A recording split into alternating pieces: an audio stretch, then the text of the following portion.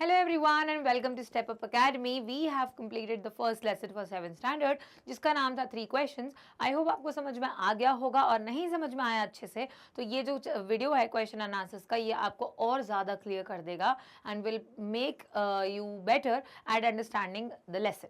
तो चलो शुरू करते हैं. उससे पहले मैं टाइम वैसे वेस्ट करती रही हूँ but the important thing over here is you have to download our application. और ये हमारा बेनिफिट नहीं है, ये आपका बेनिफिट है because you will get everything what you need right here at one place.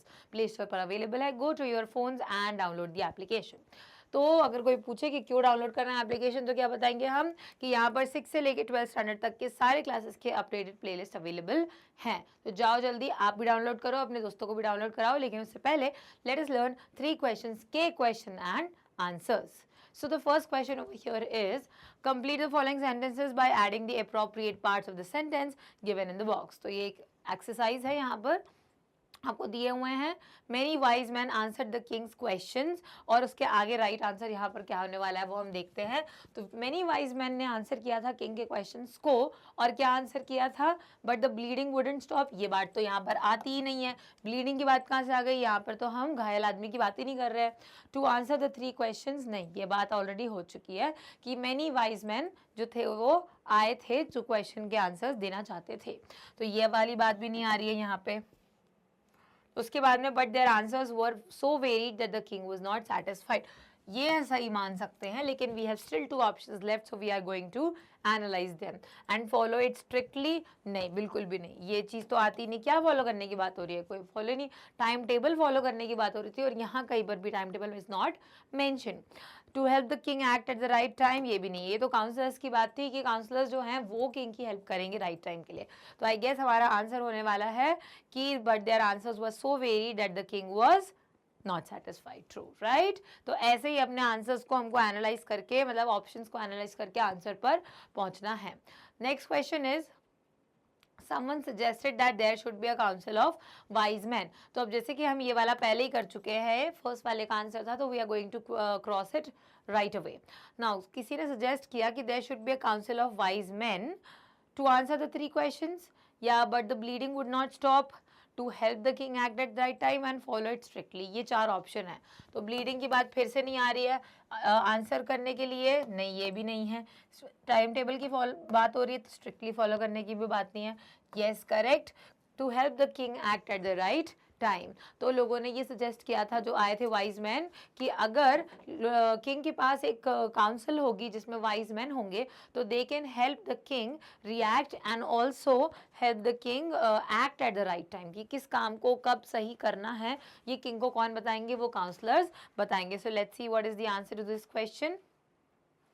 The answer is to help the king act at the right time. अपना answer बिल्कुल सही है. ठीक है, अब इसको इरेज करते हैं और नेक्स्ट वाले के लिए हम क्या करेंगे, हमारे थर्ड ऑप्शन और लास्ट ऑप्शन को पहले से कैंसिल कर देंगे क्योंकि वो ऑलरेडी किसी के आंसर बन चुके हैं.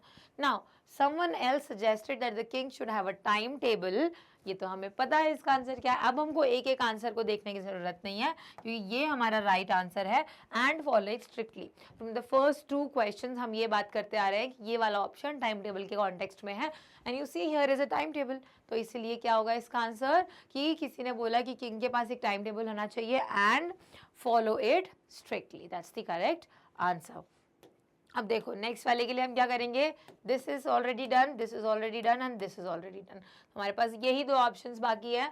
The king requested the hermit to answer the 3 questions. क्योंकि यहाँ पे फिर ये तो ब्लीडेड और ब्लीडिंग मैन या बियर्डेड मैन की बात हो रही है तो इसलिए हमारा राइट आंसर क्या है? To answer the 3 questions. King ने हर्मिट से कहा कि आप मेरे 3 क्वेश्चंस के आंसर दे दो. और अब ये तो ऑब्वियस सी बात है, हमें इसको डिस्कस भी करने की ज़रूरत नहीं है. बट या for the sake of understanding हम करेंगे नेक्स्ट क्वेश्चन को answer. The king washed and dressed the bearded man's wound but the bleeding would not stop. और यही इसका राइट आंसर है. अब यार जो बचा है, जो लास्ट क्वेश्चन है उसका आंसर तो लास्ट बचा वाला ऑप्शन ही होगा. तो इसी तरीके से ये हमारा आंसर हो गया है. सो आई होप आपको ये समझ में आया होगा कि किस तरीके से इन क्वेश्चंस को सॉल्व करते हैं. Let's move ahead with the next question. Okay, working with the text. अब आते हैं हमारे फाइनल क्वेश्चन एंड आंसर्स. पहला क्वेश्चन है why was the king advised to go to a magician. क्यों? क्योंकि उसको फ्यूचर देखना था, है ना, किंग को नहीं, लोगों का सजेशन था कि कुछ काम अर्जेंट हो सकते हैं और किसी ने फ्यूचर नहीं देखा है, तो उस किंग को एक मैजिशियन की ज़रूरत है जो उसको फ्यूचर फोरटेल कर दे. Right? The king was advised to go to the magician because some of the wise men thought to decide the right time to do something, one must look into the future, and only magicians were able to do that. Very easy answer. Next है, in answer to the second question, whose advice did the people say would be most important to the king? अलग अलग questions के मतलब अलग अलग answers थे. Important person था, soldier important था, प्रीस्ट इंपॉर्टेंट था, काउंसलर इंपॉर्टेंट था, बहुत सारे लोग इस तरीके से इंपॉर्टेंट थे. तो क्वेश्चन का आंसर जैसे मैंने कहा था कि सिर्फ ये नहीं होगा कि क्या क्वेश्चन था और उसका आंसर हर्मिट ने क्या दिया. किसी ने अगर गलत आंसर भी दिया है तो वो बताना भी ज़रूरी है कि गलत आंसर भी क्या गलत आंसर दिया. तो क्या था, in response to the second question various perspectives emerged. तो हमारा पहला स्टेटमेंट ये होगा कि बहुत सारे डिफरेंट टाइप के हमारे पास आंसर्स आए, वेरियस पर्सपेक्टिव सामने आए. Some wise individuals advocated for counsellors, कि काउंसलर्स जो हैं वो सबसे इंपॉर्टेंट पर्सन है किंग की लाइफ में. While others favored priest, किसी ने बोला कि priest भी equally important है. Additionally, some argued for the importance of doctors. Yes, doctors भी important बोले गए थे. Doctors' advice, while yet another group believed that soldiers held the utmost significance in advising the king. Soldiers का यहाँ पे suggestion सबसे important माना गया है एंड में, ऐसी कंक्लूड करते करते एंड में. क्यों? क्योंकि वो यहाँ ये बताना चाह रहे थे कि किंग की life actually is the most important thing. Okay तो इस तरीके से आंसर को बिल्ड करना है, एक एक करके बताना है. पहले हम ये बोलेंगे कि बहुत सारे डिफरेंट टाइप के आंसर्स आए थे और फिर एक एक करके वो डिफरेंट टाइप्स ऑफ आंसर्स बताने हैं. Next question is what suggestions were made in answer to the third question, कि सबसे ज़्यादा इंपॉर्टेंट काम क्या है किंग का. तो सबसे ज़्यादा इंपॉर्टेंट काम था कि या तो बहुत सारे आइडियाज शेयर किए थे लेकिन उसके बाद भी लोगों को एग्जैक्ट कंक्लूजन नहीं मिल पाया था. ये था कि उसको उस काम को करने के लिए सजेशंस लेने की ज़रूरत है और सजेशंस के लिए उसको काउंसलर्स की ज़रूरत है. In addition to the third question, namely, what is the most crucial action to take? तो namely क्यों बोला है? क्योंकि उन्होंने यहाँ पर इस क्वेश्चन को कोट किया है. क्वेश्चन कि सबसे ज़्यादा इंपॉर्टेंट काम क्या है? Many ideas were shared. Some wise folks said science was the most important work. Others thought fighting was crucial, कि लड़ाई करना, fighting भी ऐसी लड़ाई नहीं कि जाके किसी से लड़ने लग गए कि क्या प्रॉब्लम है तुझको, ये लड़ाई नहीं. The soldiers वाली लड़ाई, the war वाली लड़ाई was crucial for the king, and others believed religious worship mattered the most, कि पूजा पाठ इम्पॉर्टेंट है, वॉर इम्पॉर्टेंट है और साथ ही साथ साइंस को पढ़ना समझना इम्पॉर्टेंट है. ये तीन जो थे आइडियाज निकल कर आए थे जो किंग को काम करने के लिए इम्पॉर्टेंट थे. Did the wise men win the reward? If not, why not? जो वाइज मैन आए थे इतने सारे सजेशंस को लेकर, वो लार्ज सम ऑफ मनी को जीतने के लिए, were they given any reward, और अगर नहीं मिला तो क्यों नहीं मिला? तो no, they were not given any reward. और ना मिलने का रीज़न ये था the king was not satisfied with the immensely varied answers that he got over here.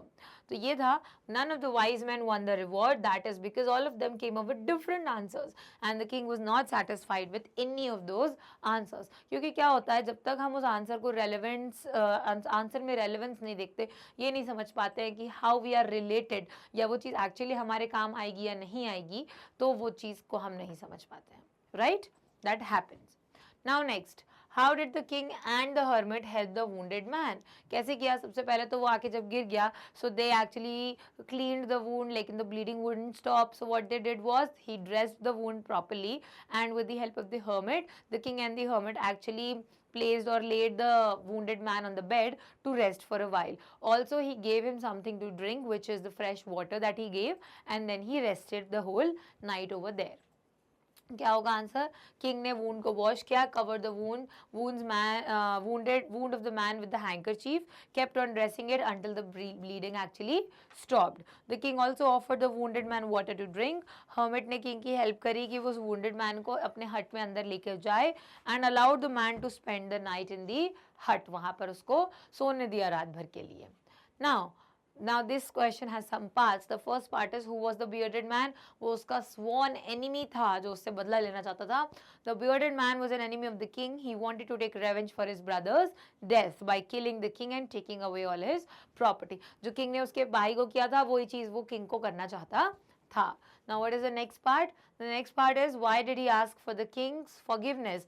उसने किंग से माफी क्यों मांगी? क्योंकि वो यहाँ पर किंग के साथ बुरा करने के लिए आया था. He wanted to kill the king for something the king has done bad to the wounded man, the bearded man. लेकिन actually king turned out to be a nice person and that's the reason कि king से forgiveness उसने मांगी क्योंकि उसकी जान उल्टा king ने बचा ली. The bearded man asked for king's forgiveness because he wanted to kill the king, but the king saved his life instead. He was grateful for the king now. अब वो king को मारना चाहता था लेकिन जिसको मारना था उसी ने उस सामने वाले की जान बचा ली. तो अब वो grateful था, thankful था. Now, why did he ask for the king's forgiveness again? The same question. Okay, let's skip the question. The king forgave the bearded man. What did he do to show his forgiveness? तो उसने forgiveness दिखाने के लिए यानी कि show करने के लिए, जैसे हम कभी कभी किसी को कोई हमसे बहुत माफ़ी मांगता है तो हम बोलते हैं कि all right ठीक है, we have now forgive you, हमने तुम्हें माफ़ कर दिया. लेकिन अगर हम उसे कुछ शो करके दिखाएं कि चलो ठीक है, इफ़ यू डोंट थिंक कि मैंने तुम्हें माफ़ किया है so I will come with you, तो उस इंसान को लगेगा कि हाँ वाकई में माफ़ कर दिया है because this is the proof.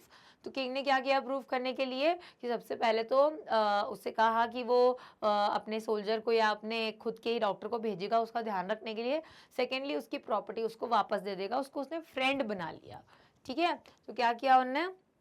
The king showed his forgiveness by promising the man that he would send his doctor and servants to look after him and also promised to return all his property back to him. What were the hermit's answers to the 3 questions? Finally, जो हमारा main question है वो आया है. Write each answer separately. Which answer do you like the most and why? I think I like all the answers क्योंकि सबका answer तो क्या है? Now, at that moment. So it's a big answer. The hermit said that the most important time is now because it's the only time we can do something. Obviously अभी यही time है जब हम कुछ act कर सकते हैं. The most important person is ourselves. हम अभी ही important हैं because we do not know the future. So we should trust ourselves. हमें अपने आप पे trust करके ये decide करना पड़ेगा कि हम अभी important है, मम्मी important है, अभी पापा important है, अभी हमारे साथ जो इंसान है वो important है. The most important thing to do is to be kind to others. और सबसे important काम क्या है? Kind इंसान बने रहना because it's our duty. ये हमारी ड्यूटी है. हम आज काइंडनेस दिखाएंगे, हमको कल काइंडनेस इन रिटर्न मिलेगी क्योंकि यही 3 लेसन जो हमने सीखे हैं वो 3 लेसन किसी और को भी पता होंगे तो उसके लिए हम इम्पॉर्टेंट है और हमारे लिए वो. And just think about it, life will be so amazing and so easy if we all think that way. I liked this answer the most because helping others is like serving God. It makes us feel good inside. Very true. और इस answer को पढ़ने के बाद मेरा भी favourite answer last वाला answer हो गया है. And with this we complete this video for the question and answers. I hope ये सारे question and answers को read करके समझ के अगर आपने नोट डाउन कर लिया है well and good. You can take screenshots of the video and also याद रखना ये वीडियो आपके पास एप्लीकेशन में अवेलेबल होगा so you just have to download the application. और इस क्वेश्चन आंसर के कंप्लीशन के बाद में आई होप ये अंडरस्टैंडिंग कंप्लीट हो गई होगी. We will continue in the next video with the next chapter a gift of chappals which is also a very beautiful story. So just go ahead and watch our next video. तब तक के लिए thank you so much for watching. Bye bye.